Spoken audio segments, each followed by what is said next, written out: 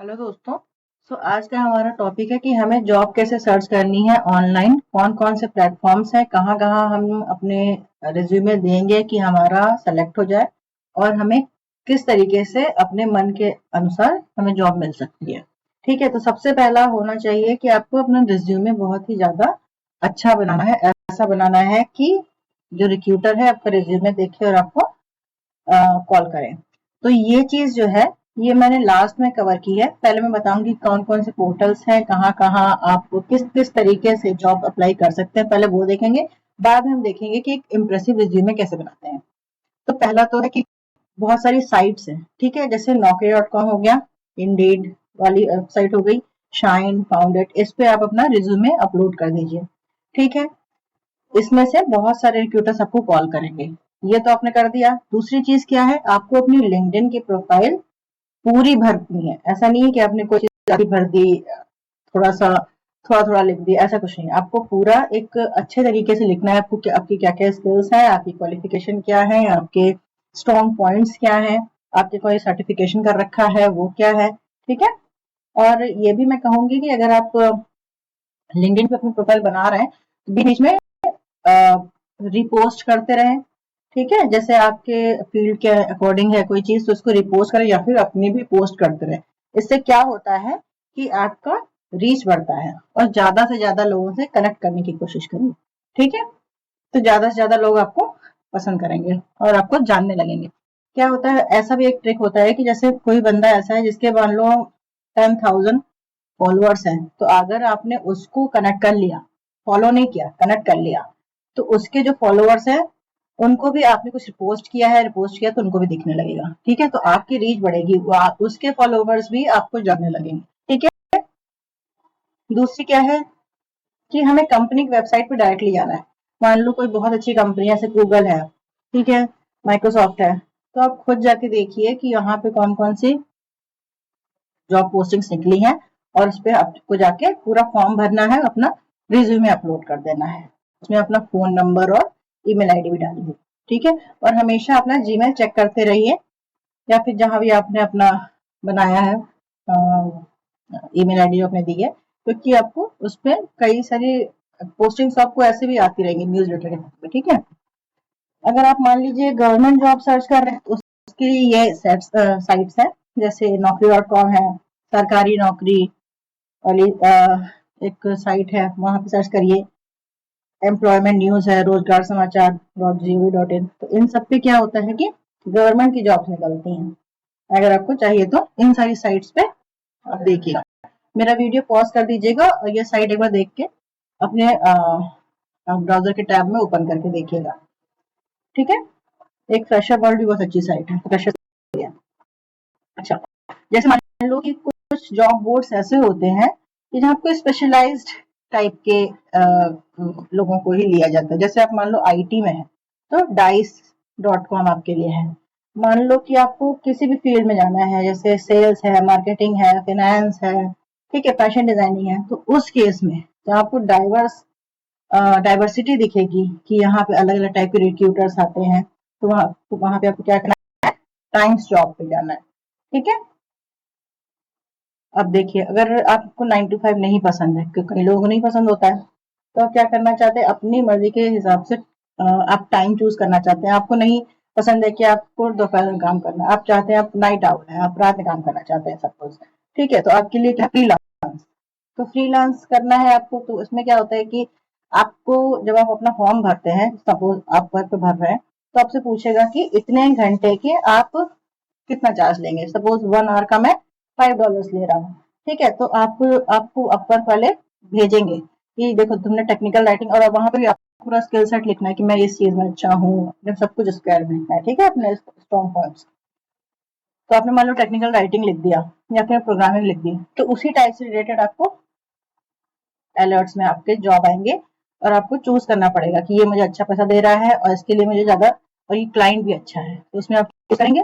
और आपको कुछ लिमिटेड नंबर ऑफ पॉइंट्स देता है स्टार्टिंग में, जब आप फ्री यूजर होते हैं स्टार्टिंग का, तो आप उसको वो पॉइंट यूज करिए और जॉब अप्लाई करिए, इस टाइप से होता है। ठीक है, freelancer.in करके एक साइट है, एक fiverr.com करके साइट है, बहुत अच्छी साइट्स है, इसमें आप फ्रीलांस के लिए काम कर सकते हैं, कर सकते हैं।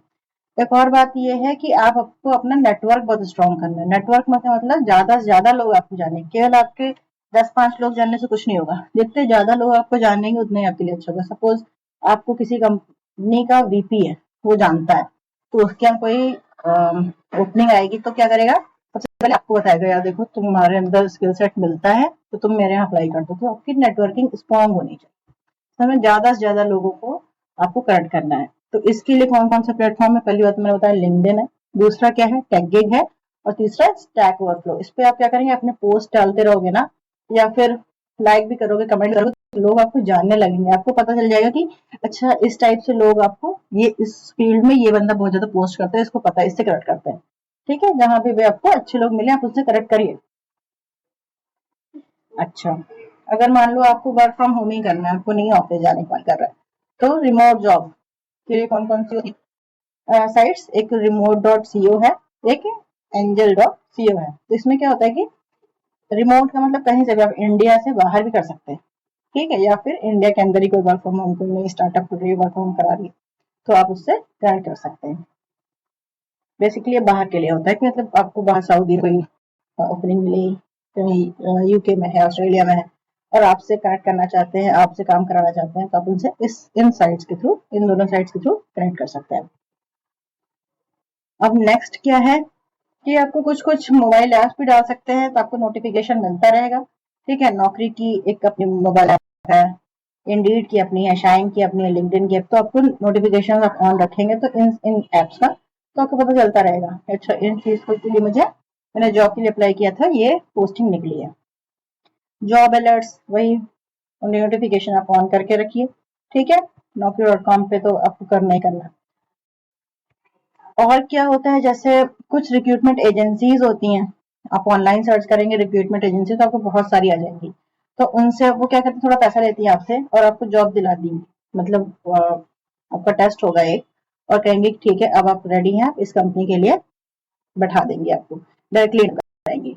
तो उनका कंपनी से टाई अप होता है, वो कंपनी आपको डायरेक्टली इंटरव्यू करा देंगे। ठीक है, दूसरा ये स्टे अपडेटेड, आपको हमेशा पता रहना चाहिए कि आपकी फील्ड में क्या क्या नया हो रहा है। सपोज आप साइबर सिक्योरिटी में है या फिर आईटी में है, ठीक है, तो आपको पता होना चाहिए कि नए ट्रेंड्स क्या आ रहे हैं, नए टाइप के अटैक कौन कौन से हो रहे हैं। ठीक है, किसी भी फील्ड में है, आप फाइनेंस में है तो नया तरीका कौन सा आ रहा है, कोई नया मेथड आया है क्या।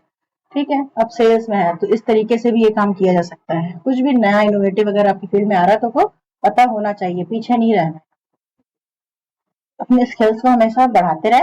ठीक है, तो उसके लिए देखो यूडेमी है और कोर्सेरा। इस पे यूडेमी जो होता है सस्ता है, ठीक है, आपको पूरा कोर्स देगा वो, और 400-500 रुपए में। कुछ कुछ कोर्स उसके फ्री भी होते हैं। और सबसे अच्छा यूट्यूब है, यूट्यूब पे उस टॉपिक को सर्च करिए कि मुझे ये चीज कैसे तैयारी करनी है। ठीक है, मान लो आपको फैशन डिजाइनिंग करनी है, तो उसके बारे में आप सर्च करिए कैसे बनते हैं, क्या करते हैं।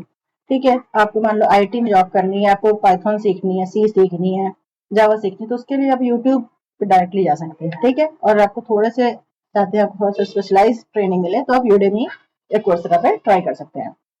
और हाँ, एक और चीज है कि आपका रिज्यूमे जो होता है उसको आपको ऐसा बनाना है कि जो उसकी जॉब डिस्क्रिप्शन है ना, वही वही कीवर्ड उसमें डालने हैं। जैसे क्या होता है कि एक कंपनी मान लो आई, माइक्रोसॉफ्ट आई, ठीक है, उसने कहा कि मुझे माइक्रोसॉफ्ट ऑफिस एवरेज ऑफिस पे बंदा अच्छा चाहिए, तो उसको प्रेजेंटेशन स्किल्स उसकी अच्छी होनी चाहिए, उसकी नेगोशिएशन स्किल्स अच्छी होनी चाहिए, उसका ये अच्छा होना चाहिए, तो देखा कि क्या क्या चीजों पे वो जोर दे रहा है, और वही वही कीवर्ड अपने रिज्यूमे में ऐड कर देना। मैं इस चीज में अच्छा हूँ, मैं इस चीज में अच्छी हूँ। ठीक है, वो अगर आप वर्ड डाल देंगे और वो चीज अगर कीवर्ड है, तो अगर सर्च करेगा कोई भी हायरिंग मैनेजर तो आपका रिज्यूमे सबसे ऊपर पॉपअप करके आएगा और आपको कॉल आएगी। ठीक है, और एक और चीज मैं विनती कर रही हूँ, अगर आपको कोई भी क्वेश्चन है आपके मन में, ये तो मैंने बता दिया, पर आपके मन में कोई भी क्वेश्चन है कि कैसे जॉब के लिए अप्लाई करें, कहाँ करें, कोई भी रिज्यूमे से रिलेटेड या फिर टेक्नोलॉजी से रिलेटेड आपको कोई भी आपके मन में क्वेश्चन है, तो प्लीज कमेंट सेक्शन में मुझे मैसेज करिए, मैं उसका रिप्लाई 100% करूंगी। अब हम देखते हैं कि रिज्यूमे कैसा होना चाहिए। तो ये एक बंदी है, फ्रेशर का रिज्यूमे है। ठीक है, फ्रेशर के रिज्यूमे में क्या होता है, इसमें तो उसने फोटो लगा दी है, ये मैंने कैनवा से लिया है। तो आप क्या कर सकते हैं, canva.com पे जाइए, रिज्यूमे टाइप करिए और आपको बहुत सारे आपको वो मिल जाएंगे टेम्पलेट्स। तो उसके हिसाब से आप जो आपको अच्छा लगे सिंपल सा कोई भी उठा लेना, तो ये कर लेना, ठीक है। तो यहाँ पे इसका थोड़ा फॉन्ट छोटा कर देना, कोई बात नहीं, फोटो भी लगाने की कोई इतनी जरूरत नहीं होती, पर लगा सकते।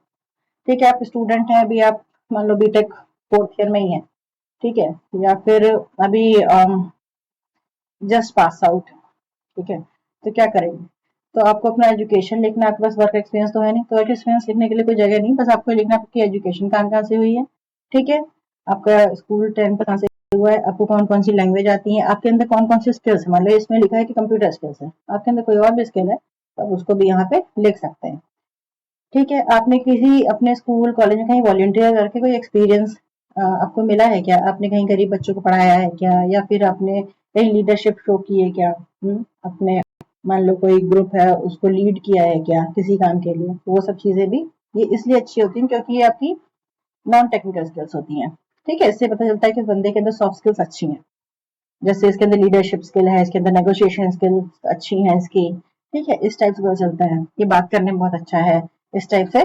फैसिलिटेटर भी होगी कहीं पे कि आप कहीं की बात कहीं ले जा रहे होंगे, मान लो आपसे आपके प्रोफेसर ने कोई बात कही जो आपको डीन को बतानी है, तो आप जाके बता रहे हैं, इसका मतलब आप अच्छे कम्युनिकेटर है, तो ये चीज भी आपको यहाँ पे लिख देनी है। यहाँ पे क्या होता है, आप अपने स्ट्रॉन्ग पॉइंट्स, आपको क्या आता है क्या नहीं आता है, और मैं सोचती हूँ या मैं सोचता हूँ मैं इस काम में बहुत अच्छा हूँ, मैं एक्सेल करता हूँ, मैं टाइम पे सारे काम खत्म करता हूँ और जो मुझे मिल जाता है, I have never say die attitude, जो भी आपको लगे, ठीक है। आप लिखिए, अपनी खूबियां लिखिए, इसमें आप किस टाइप के इंसान है ये आपको बताना पड़ेगा, ठीक है, पंक्चुअल है कैसे। कॉन्टेक्ट मी में क्या होता है कि आपको बस दो चीजें लिखनी है, एड्रेस लिखने की कोई जरूरत नहीं है, ईमेल आईडी और फोन नंबर जरूर लिखिए, क्योंकि अगर आपका रिज्यूमे सेलेक्ट होता है तो आपको कांटेक्ट कैसे किया जाएगा, ठीक है, तो ये दो चीजें आपको लिखनी है। ये जो बंदी है ये है इसका वर्क एक्सपीरियंस है, ठीक है, इसने किया, इसका ये नाम है, और ये मान लो इंजीनियर है, मैनेजर है, आपको लिखना है। प्रोफाइल, इसमें क्या होता है, मुझे इतने साल का एक्सपीरियंस है, मैंने ये प्रोजेक्ट हैंडल किए, एक छोटा सा समरी बना के लिखना है आपको, ठीक है, मैंने ये प्रोजेक्ट लीड किया, मैंने ये डेवलप कर दिया, ये सॉफ्टवेयर डेवलप कर दिया, मैंने पैसे बचा लिए, मैंने बजट फ्रेंडली काम किया, मैंने मुझे ये अप्रिशिएशन मिला है, ये वो है, आप लिखिए, ठीक है, किस किस टाइप के आपके अंदर खूबियां है आपको यहाँ पे भर देनी है, ठीक है, मैं पंक्चुअल हूँ, मैं अकाउंटेबल हूँ, मैं क्रेडिबल हूँ, मैं ये हूँ, मेरे अंदर हाई इंटेग्रिटी है, इस टाइप की चीजें आपको लिखनी है। वर्क एक्सपीरियंस में क्या लिखेंगे, आपने कहाँ कहाँ जॉब किया है, देखो पहला जॉब इसने 14 से 15 के बीच में किया एक कंपनी में, क्रिएटिव मैनेजर फॉर्म में, यहाँ पे इसने ये काम किए, फिर यहाँ पे उसने सीनियर मैनेजर बन गई, यहाँ पे अब ये प्रेजेंट 15 से लेके 15 कोई और काम कर, ये हो गया। यहाँ एजुकेशन आपको लिखना है, आपको 10-12 नहीं लिखना है, ठीक है, अगर आप वर्क एक्सपीरियंस वाले इंसान है तो आपको 10-12 नहीं लिखना है, आपको अपना सपोज बीटेक या एमटेक या फिर आपका जो भी आपका मास्टर्स डिग्री ग्रेजुएशन वो सब लिखना है, ठीक है। स्किल्स, तो आपकी स्किल्स आपको पता ही होंगी अगर आपको वर्क एक्सपीरियंस, ठीक है, मान लो प्रोग्रामर है तो मुझे जावा आती है, मुझे सी आती है, पाइथन आती है, मेरे को बोल आती है, मैंने ये प्रोजेक्ट बनाया, मुझे पेंडास आता है, मुझे ये सब आता है, ठीक है, आपको अपना स्किल सेट यहाँ पे लिख देना है, तो ठीक है। और प्लीज अगर आपको वीडियो अच्छा लगा हो तो इसको लाइक करें और मुझे कमेंट सेक्शन में अपने क्वेश्चंस भेजें। Thank you very much.